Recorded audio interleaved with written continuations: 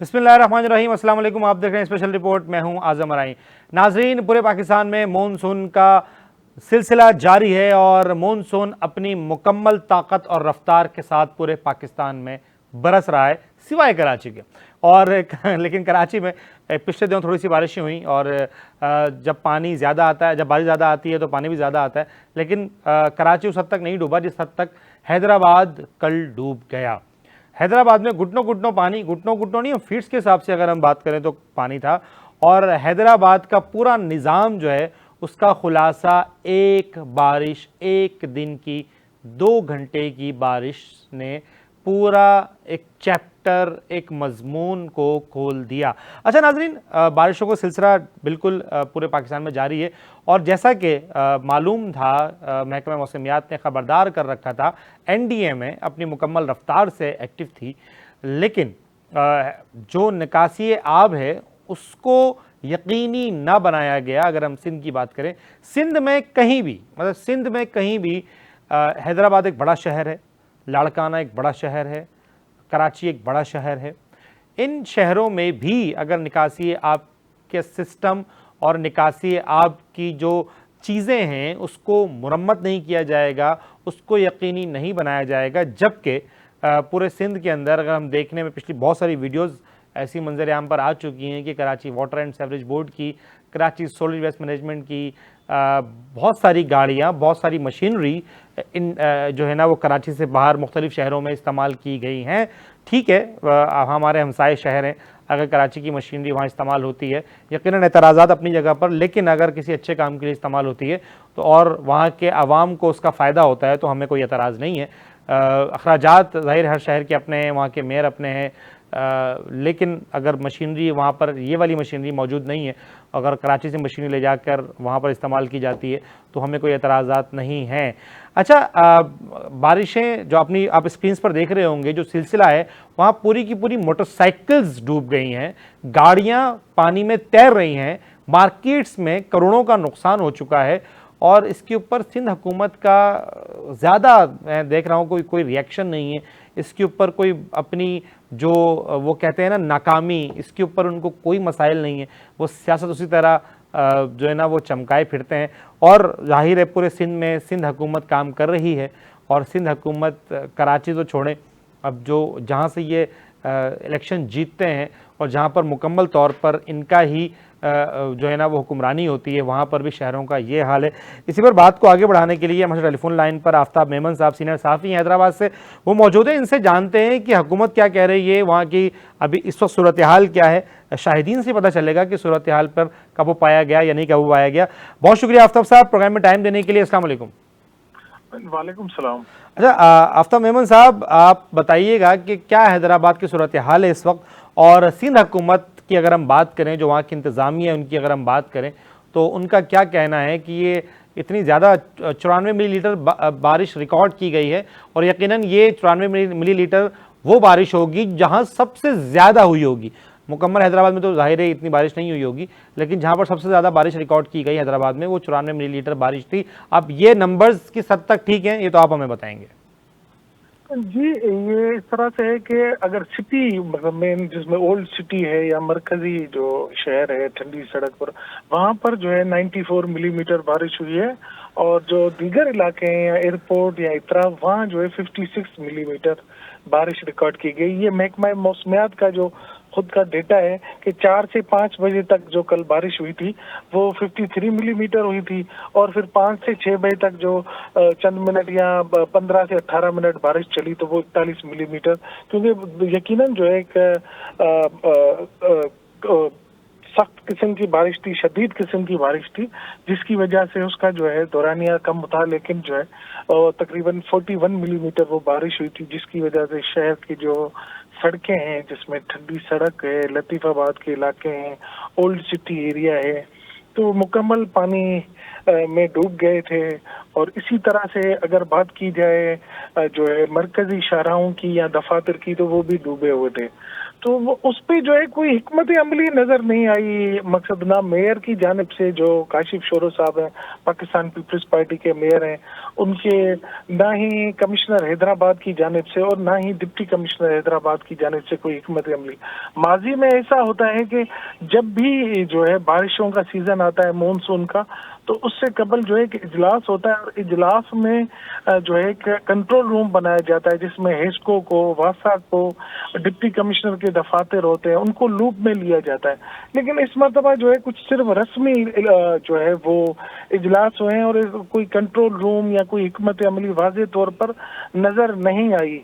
और दूसरी जानब अगर बात की जाए कि जो नालों की सफाई है, तो नालों की सफाई इस मरतबा मई और अप्रैल के में जो है वो की गई थी। जैसे जून का महीना आया, मानसून करीब आया, तो फिर दोबारा नालों की सफाई नहीं की गई। जैसे डोमेन नाला है और लतीफाबाद में 12 नंबर नाला है, तो ये जो है मुकम्मल तौर पर कचरे से भरे हुए थे। अब जैसे ही इतनी बड़ी बारिश हुई शिद्दत से, तो यकीनन जो है पानी उमड़ आया और वो सड़कों पर भी मौजूद था। फिर 12 नंबर हो, 11 नंबर हो, लतीफाबाद का भट्टी चौक हो, या जो रेलवे क्रॉसिंग्स हैं हैदराबाद की, जैसे हुसैनाबाद और जो है लतीफाबाद, जो शहर को और लतीफाबाद को मिलाते हैं, वो भी पानी से भरे हुए थे।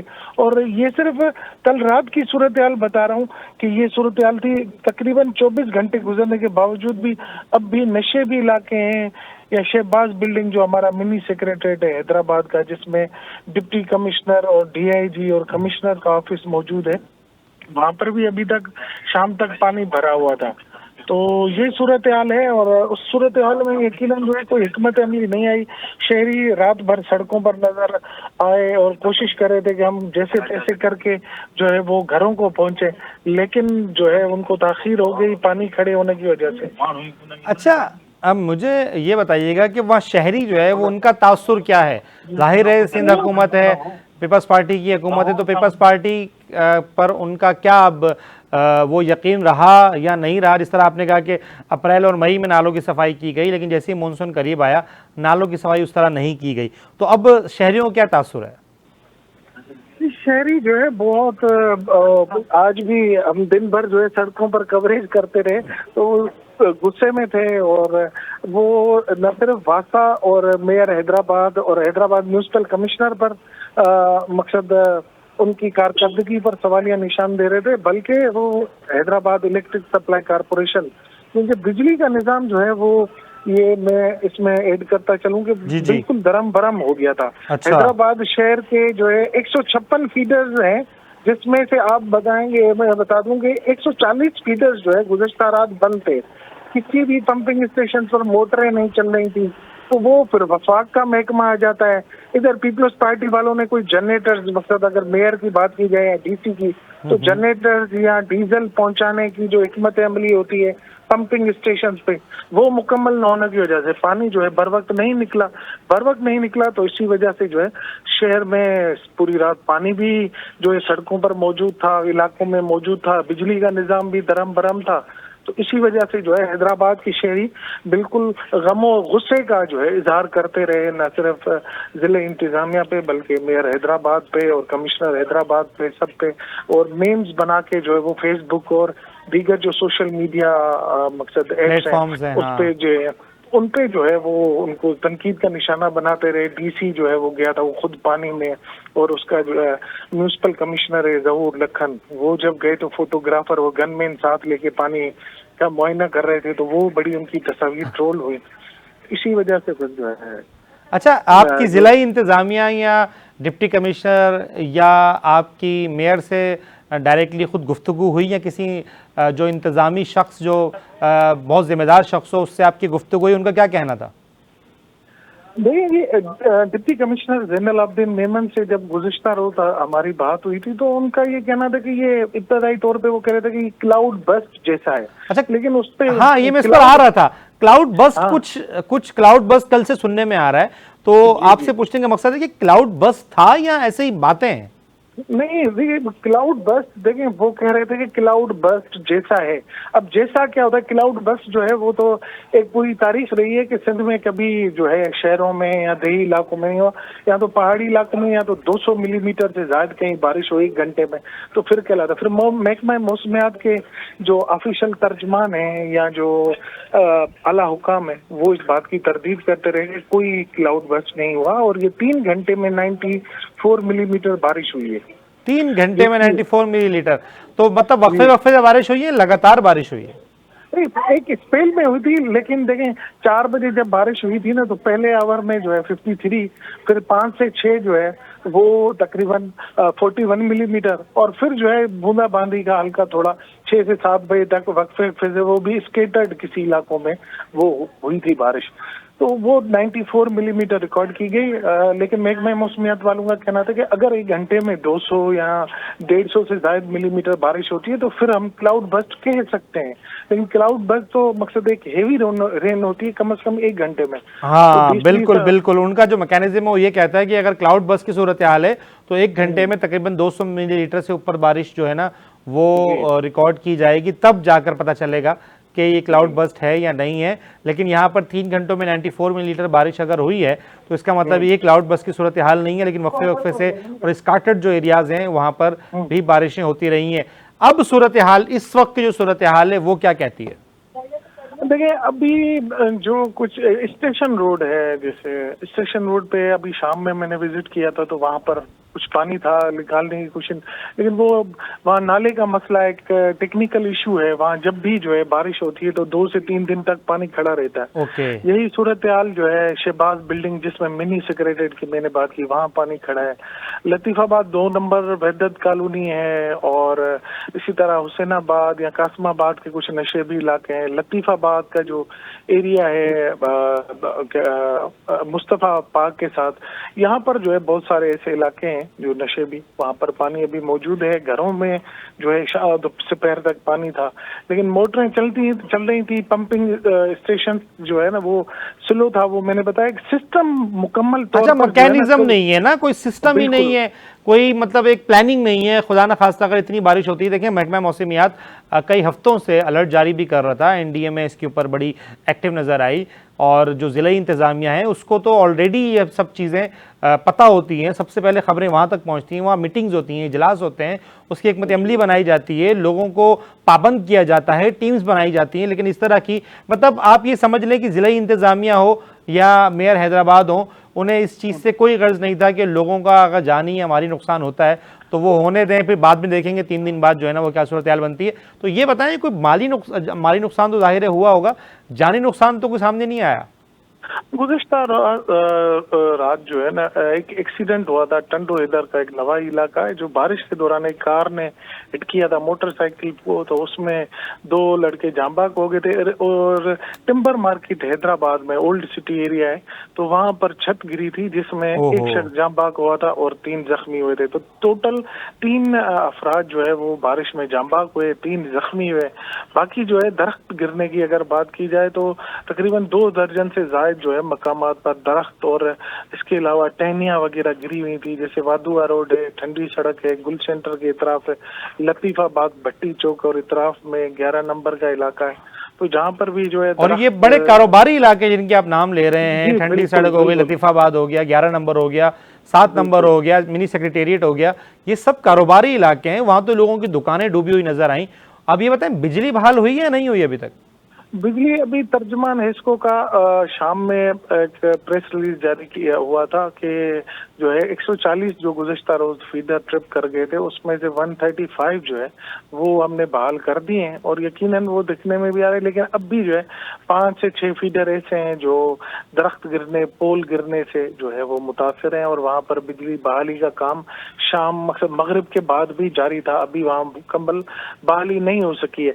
आपने एक बात की कि जो है देखें आजकल मेयर साहब और डिप्टी कमिश्नर साहब जो है कुछ चंद एक अहम प्रोजेक्ट्स हैं जिनका रवामा या आइंदा माह के इब्तदा में जो है बिलावल भुट्टो जरदारी चेयरमैन है पाकिस्तान पीपल्स पार्टी के, वो इफ्तिताह करेंगे। तो उनकी ज्यादातर तवज्जो जो है उन अहम मंसूबों पर है, और जो है जिसकी वजह से जो है ना अभी मॉनसून का जो स्पेल या रेन अलर्ट जारी किया था, तो उसको जो है शायद मुकम्मल तौर पर प्लानिंग के साथ जो है वो हिकमत अमली नहीं बनाई गई, और जिसकी वजह से जो है शहर गुज़श्ता 2 रोज से मामूलात जिंदगी हैदराबाद में, जो सिंध का दूसरा बड़ा शहर है, मुकम्मल तौर पर दरम भरम है। अच्छा, ये तो बड़ी अहम बात आपने की कि आने वाले जो प्रोजेक्ट्स हैं उनको, उनकी वजह से जो अभी करंट सिचुएशन है या जो अभी शहर की जो अभी इस वक्त के मामलात हैं, हालिया मामलात को नज़रअंदाज किया गया और शहर को उसके हाल पे छोड़ दिया गया कि भाई अगर बारिश होती है, बारिश ज़्यादा आएगी तो पानी ज़्यादा आएगा,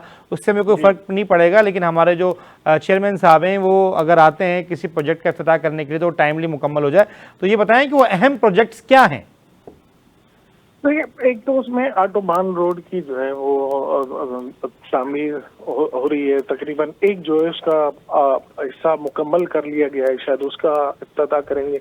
लेकिन उससे भी अहम जो है एक डी पार्क जो है हैदराबाद की एंट्रेंस पे बनाया जा रहा है। तो वो डी पार्क में जो है उन्होंने शजरकारी वगैरह और वॉकिंग ट्रैक वगैरह वो बनाए, तो उस पे जो है वो शायद इनकी तवज्जो। इसी तरह मुख्तलिफ हैदराबाद के शाहराहों पर जो है वो तरक्यात के काम जारी हैं, तो शायद उस वजह से, क्योंकि ये रिसेंटली 2 अरब रुपए का पैकेज एक हैदराबाद के लिए आया था, तो ये सारी तवज्जो वहाँ मरकूज हो गई।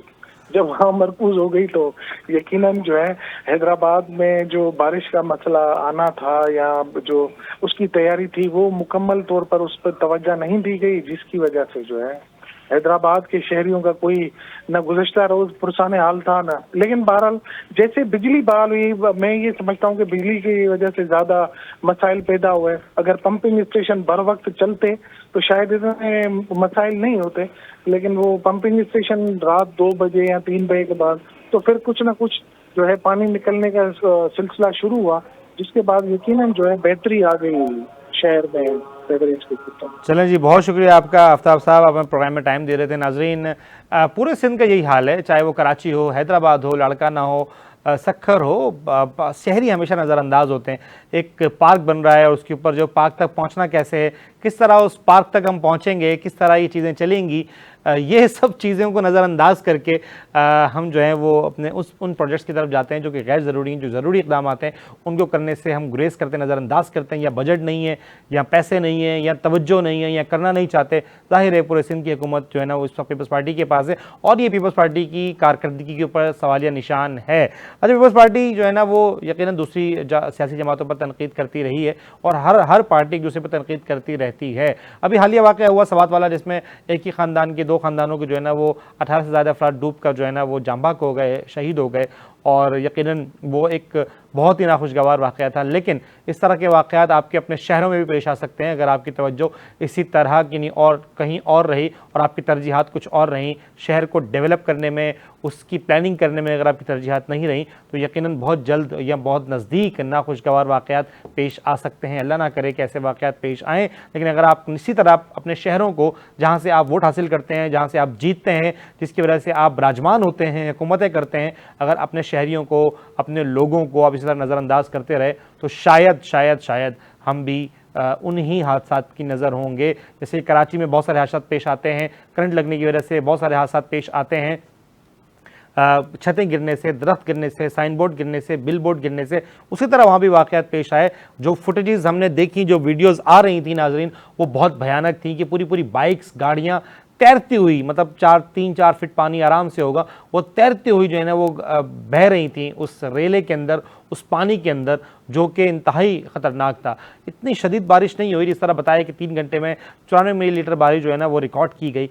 और अगर ये बारिश सिर्फ इन बारिश से, जो 2 चंद घंटों की बारिश से, जो कि वक्फे से हुई, लगातार बारिश नहीं हुई, और जिन इलाकों की हम बात कर रहे हैं, अपर एरियाज़ की, हमारी सवात की, कालाम की, मालम जब्बा की, कश्मीर की, इस तरफ की, अगर हम उन इलाकों की बात करें, KPK की बात करें, पंजाब की बात करें, तो वहाँ पर बारिशें लगातार होती हैं। वहाँ पर बारिशें वक्फे से नहीं होती, लगातार होती हैं। लाहौर में लगातार बारिशें हुई, लाहौर पूरा डूब गया, लेकिन कुछ घंटों बाद लाहौर दोबारा बहाल हो गया। इसी तरह कराची भी डूबता है, लेकिन कुछ घंटों बाद कराची की सड़कें शायद लोग अपनी मदद आपके तहत निकल आते हैं या लोग तनकीद का निशाना बनाते हैं और यकीनन कुछ बेहतरी आई है सड़कों में कि वहाँ पे निकासी याब का सिलसिला जो है ना जल्दी उसको, जिस पर बारिश होती है उसको तो पानी नहीं निकलता, लेकिन चंद घंटों बाद फिर भी जो है ना मेन शाहराहें जो है ना वो बहाल हो जाती हैं। बाकी जो एक्सटेंशन हैं हमारी जो मज़ाफ़ाती सड़कें हैं वो तो कई कई दिन पानी खड़ा रहता है और आज भी जो पिछली बारिशें हुई हैं उसका पानी भी आज अभी तक बहुत सारी सड़कों पर जहां पर धूप नहीं पड़ रही वहां पर वो पानी आज भी खड़ा है।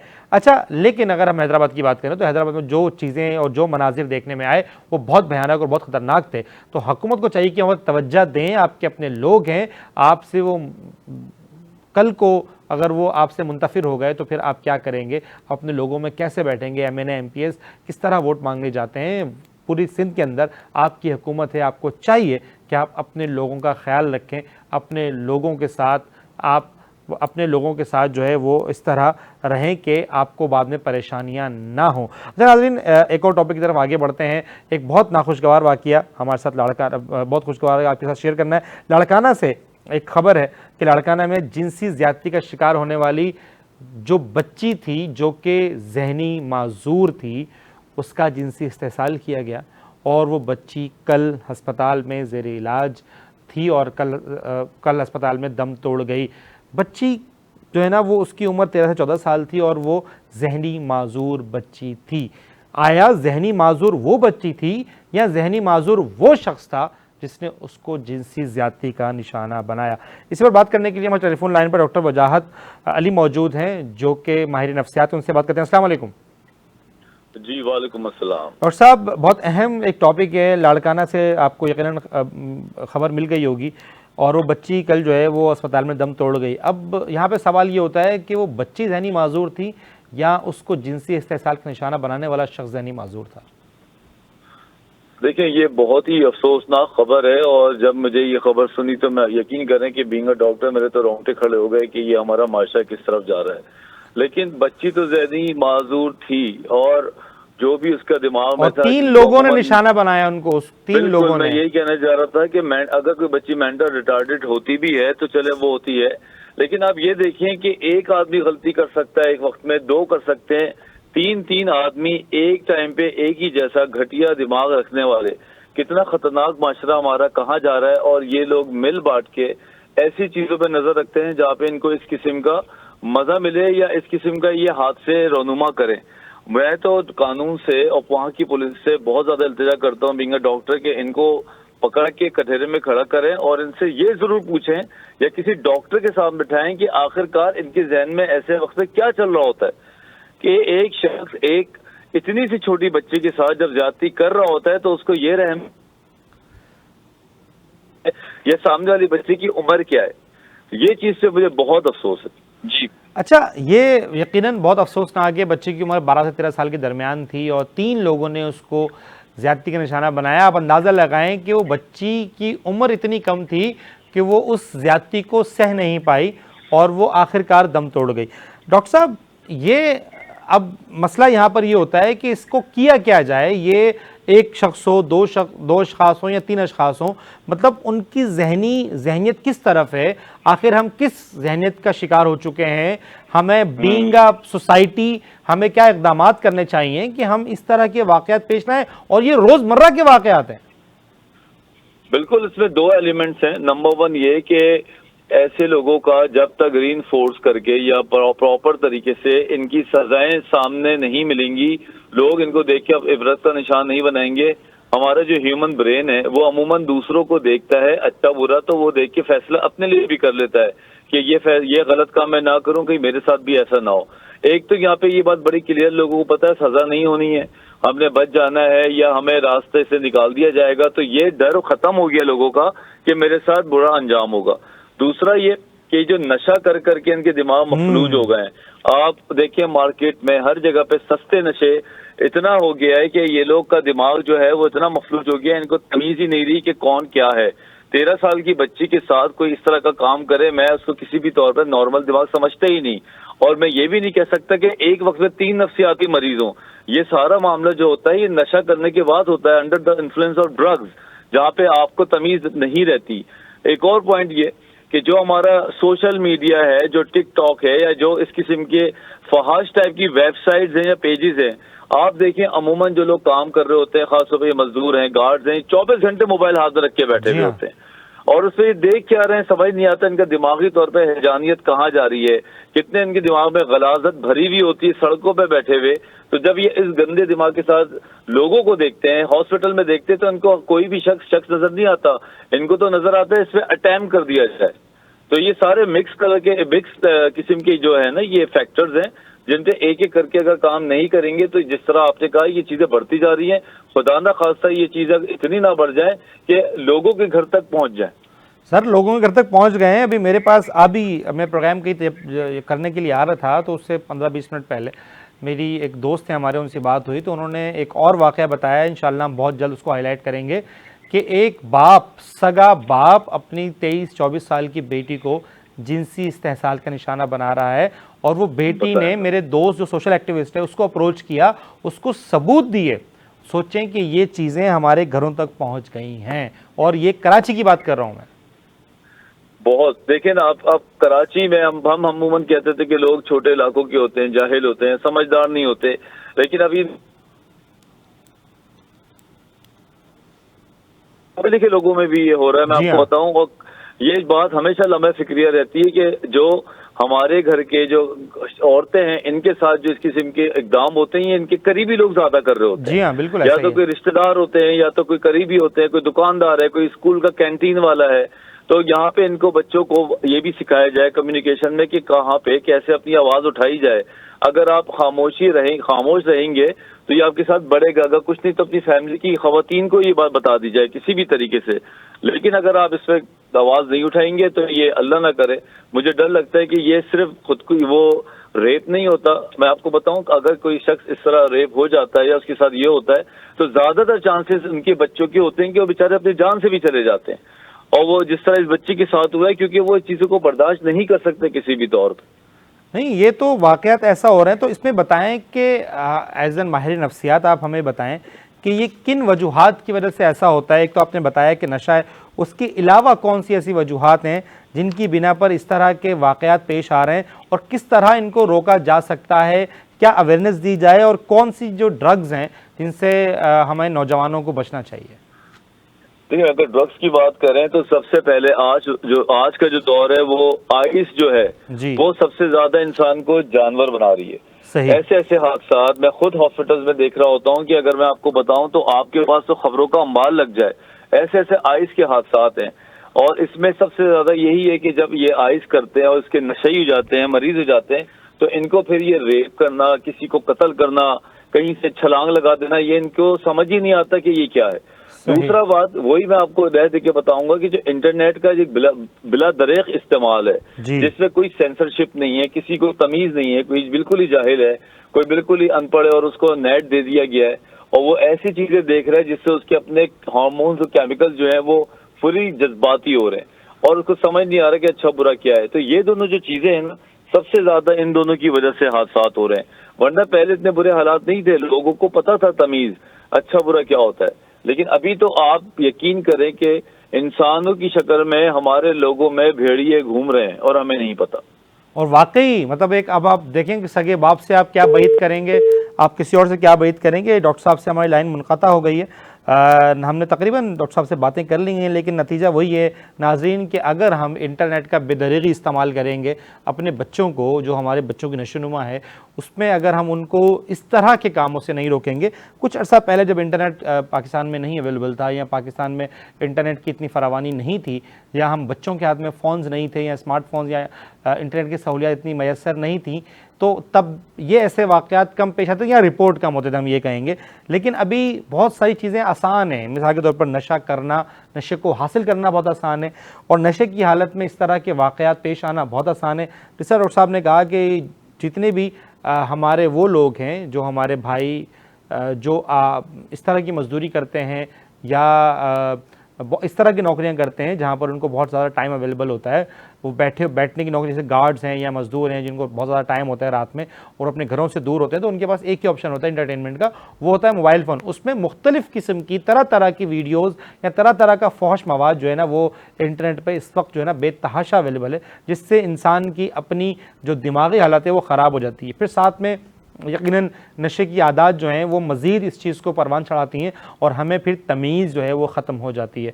तो हमें सबसे पहले तो एजुकेशन देनी चाहिए अपने उन लोगों को जो इंटरनेट का बेतहाशा और गलत इस्तेमाल करते हैं। दूसरा, हमें इन चीज़ों पर मॉनिटरिंग करनी चाहिए। तीसरा, हमें अपने बच्चों को ऐसे लोगों से दूर रखना चाहिए जिन्हें हम नहीं जानते या जिन्हें हमें किसी पे भी बेतहाशा भरोसा नहीं करना चाहिए, चाहे वो किसी किस्म का भी रिश्ता हो। अब आप बताएं कि बाप से ज़्यादा पाकीज़ा रिश्ता और क्या होगा, जिसको अब अभी एक ख़बर है, हम कोशिश करेंगे कि आपके सामने उसके भी हक़ाइक़ लेकर आएँ। बाप से ज़्यादा जो है ना पाकीज़ा रिश्ता क्या होगा कि एक जवानी मैच्योर लड़की अपने बाप के हाथों वो जिनसी इस्तेहसाल का शिकार हो रही है। एक साल पहले भी मैंने एक केस जो है ना इस तरह का यकीनन मीडिया पर लेकर आया था और उस पर हमने उस बच्ची को मोबाइल फ़ोन दिया था, उसमें सगा बाप उसका जिनसी इस्तेहसाल कर रहा था। हमने उसको मोबाइल फ़ोन दिया, उसने वीडियोज़ रिकॉर्ड की, हमारे पास एविडेंसेस आए, फिर हमने वो पुलिस को दिए और फिर उसके खिलाफ़ कानूनी कार्रवाई अमल में लाई गई।